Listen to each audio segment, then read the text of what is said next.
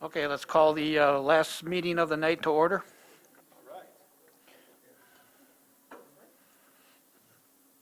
Per- The Personnel Committee, of the clerk to take attendance. Alderman Rapella. Alderman Nichols. Alderman Taylor. Alderman Sevenick. Alderman Langdon. Alderman Schmidt. Alderman Tom Grady. Alderman Ted Grady. Here, Mayor Merkus. All are present. thank you. At this time, I'd like to entertain a motion to approve the committee minutes. Can't really see very well. Okay. Alderman Nichols. Thank you, Chair. Move to approve the minutes from the Personnel Committee of October 4th, 2021. We have a motion by Alderman Nichols and a second by Alderman Tom Grady.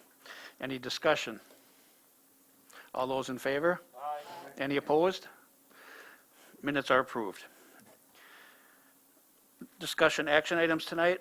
First one is the Employee Personnel Handbook updates. I'll let City Attorney Captain explain the changes. Thank you. So we've been trying to come at the end of the year.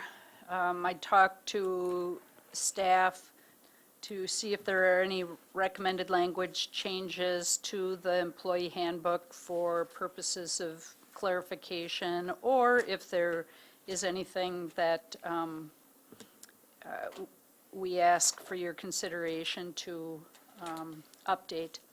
And so that's what you see in the memo that I prepared with respect to the introductory period. I did put a note there. The reason for the changes really is to clarify that employees have to work at least 6 months prior to receiving employment benefits. So that is just a clarification. With respect to vacation, again, you may recall that we made a change to the vacation last year, and as a result of that, we realized that one additional language change needed to be made, and that was, well, that's what you see here. I have the note. It's to reflect that now employees receive a prorated vacation upon hired, and then the regular vacation grant comes each calendar year thereafter on January 1st. So that's what that change is proposed to do. The other one with respect to vacation pertains to department heads, and this is moving the department head schedule, not changing upon hire where 15 days are prorated, but each January after hire, making that 4 weeks of vacation. And the reason for it, I guess, is, well, I kind of set it forth there, but we did have an issue a few years ago whereby we had a department head who was white, male, under 40. He had negotiated some vacation time that, as I recall, was 4 weeks. And then we had another department head who started after that person, had more years of experience, was in several protected classes, and received less vacation. And so this is an effort to, again, this is one of the items that we're seeing with respect to hiring, is that folks are looking for that work-life balance and some additional vacation. With respect to department heads, of course, those are salaried. You know, the work is still there when they get back. And so it is, I'm recommending then that we make that particular change. And that, again, is just with respect to department heads. Sick leave, this was a change that was overlooked when we made a change to the, well, actually, there's two of them. So the first one, regular part-time employees, just wanting to clarify, it's not all part-time employees that receive sick leave benefits. It's only those that are permanent, regular part-time employees. And so, any kind of accumulated or banked sick leave would be on a prorated basis. We have had instances when that occurred. Will it occur in the future? I don't know, but we have had employees, as you may recall, that have worked for us, even in a part-time capacity, for 30, 40 years. And so really that's about when it comes up.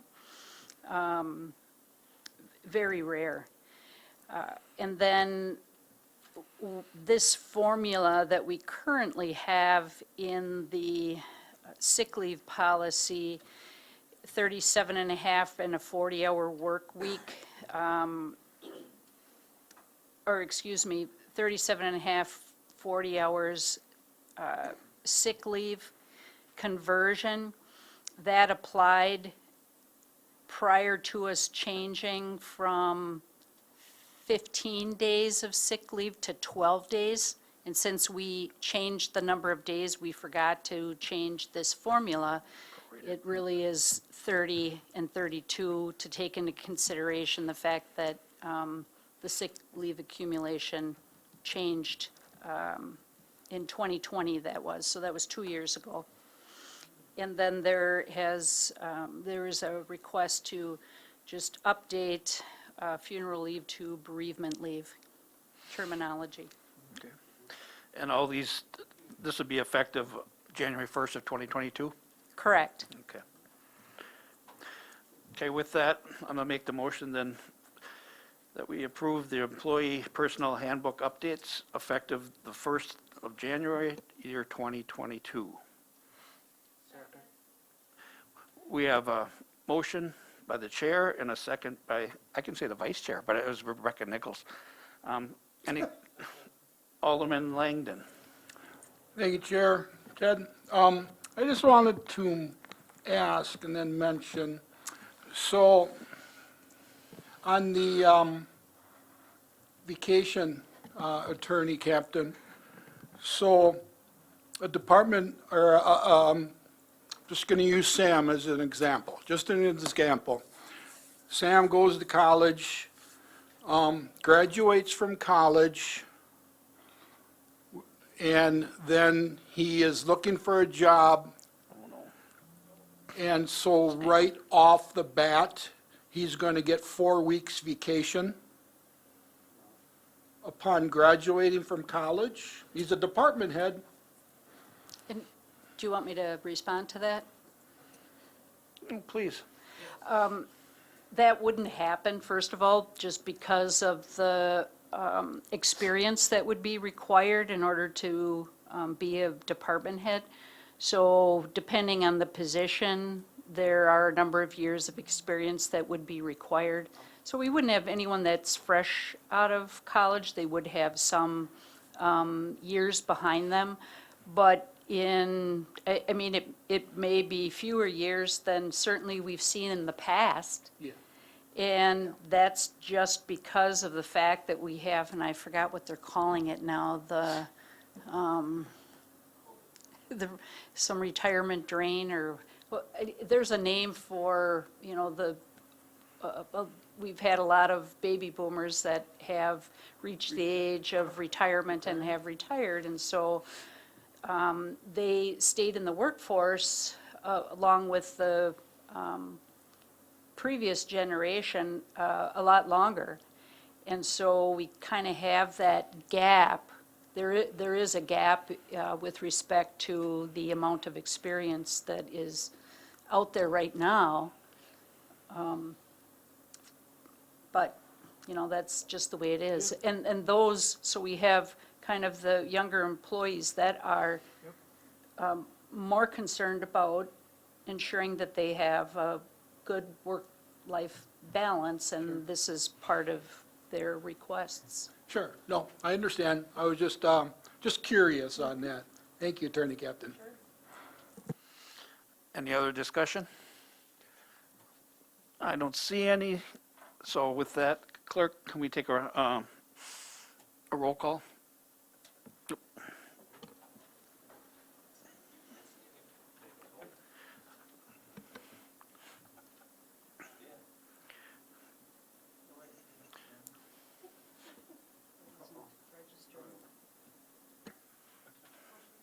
Motion carries 9-0. We didn't get to that one yet. We're on that one now.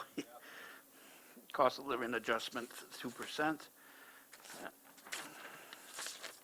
Find my notes here. And with that, we'll have Captain Attorney speak to this one. As you are aware, this 2% cost of living wage and salary increase for non-represented employees is included in the 2022 budget. When I was preparing the budget, so this would have been, looking at, what's coming up for 2022. This was in August. And 2% was a good number. It actually is, we will find out, a little low. If you've been following any of the, price increases, et cetera.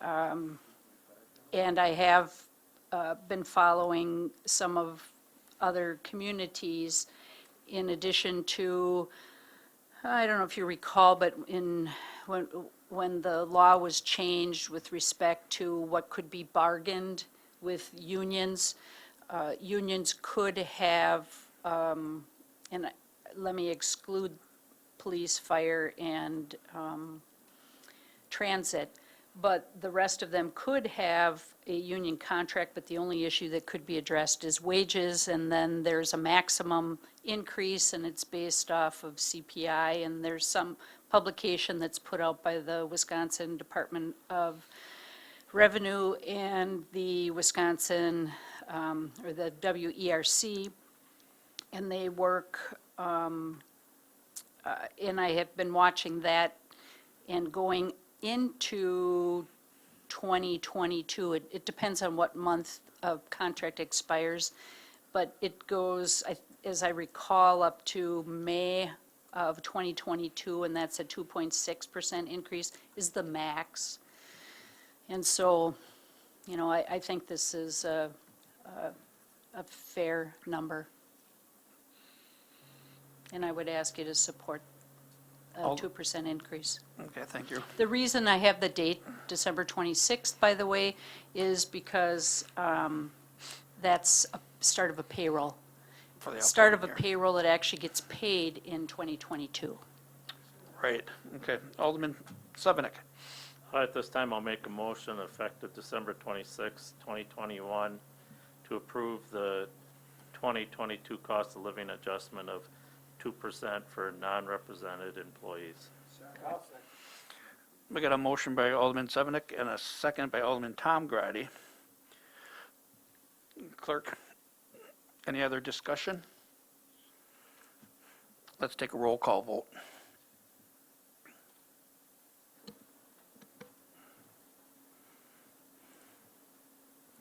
Motion carries 9-0.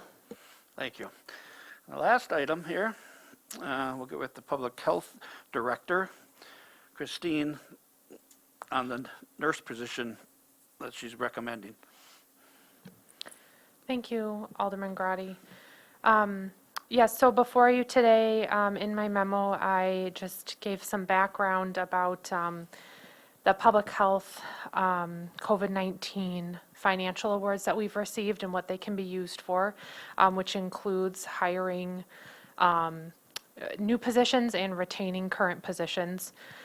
And one of the things that we feel would be a good move for our department is to bring on a limited term public health nurse position that, while it is limited term, also includes the offer of city benefits in order to provide an attractive option for qualified candidates. The reason that I'm proposing a public health nurse position right now is because it is a pretty flexible position for our department, especially as it would relate to the COVID-19 response and recovery activities. A person in that position will be qualified to do current activities as we are now, things like disease investigation and contact tracing. We have sufficient staff to do kind of the minimum standards, but with our case count right now being so high, it is a challenge to do robust work in that. So again, just this position would be able to do that. They would be able to do testing functions, vaccination functions. We certainly can, always use an extra hand at a vaccination clinic. And again, this position would be qualified to do nearly any role at a clinic. And then looking a little bit longer term to a public health nurse, having a bachelor's degree and an RN license can again do clinical side, but also is qualified to do more programmatic side, some data assessment, reporting, helping us to create programs that can address other health priorities that have stemmed from the COVID-19 pandemic.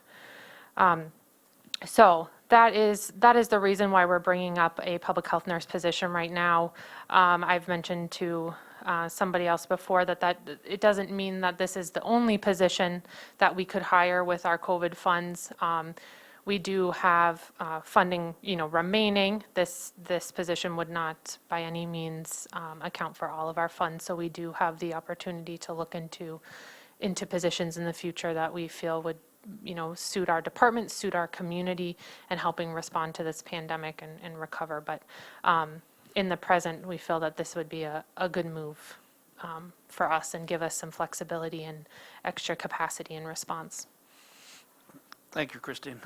Any questions? Alderman Sevenick. Thank you, Chair. At this time, I'd like to make a motion to approve eliminating one LTE local testing and contact tracing coordinator position and replacing it with one full-time benefited LTE public health nurse position through December 31st of 2024, or for as long as need existed or exists and and COVID-19 grant funding is available to support the position. We got a motion by Alderman Sevenick and a second by Alderman Taylor. Alderman Langdon. Thank you, Chair Ted. So, question for Christine. Now, this is coming from somebody that had COVID really, really bad. So, I get that we want to have contact tracing, but my question with that is, with somebody that had COVID really bad and was in the hospital, we're seeing the numbers go up everywhere, and in Menasha, we're almost in the red.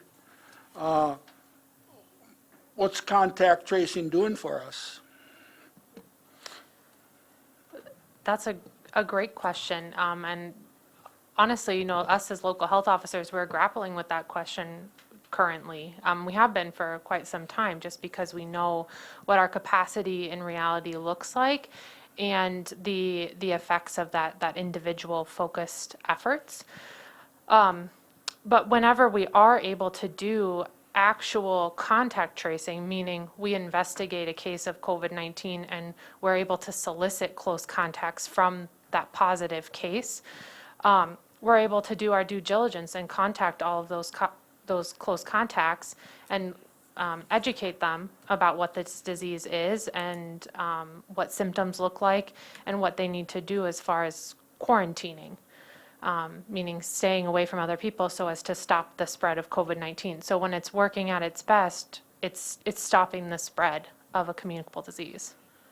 Oh, okay, so we try to get to that group, that household, like mine, say, as fast as you can, to educate and say, okay, in case they don't really understand about COVID, and to get them, so. Yeah, absolutely. So it Yeah. is a really, education is a big piece. Yep. And quarantine, obviously, is the other piece, to have somebody stay home and not go out and infect other people. Okay, thank you. Any other discussion? If not, let's take a roll call vote.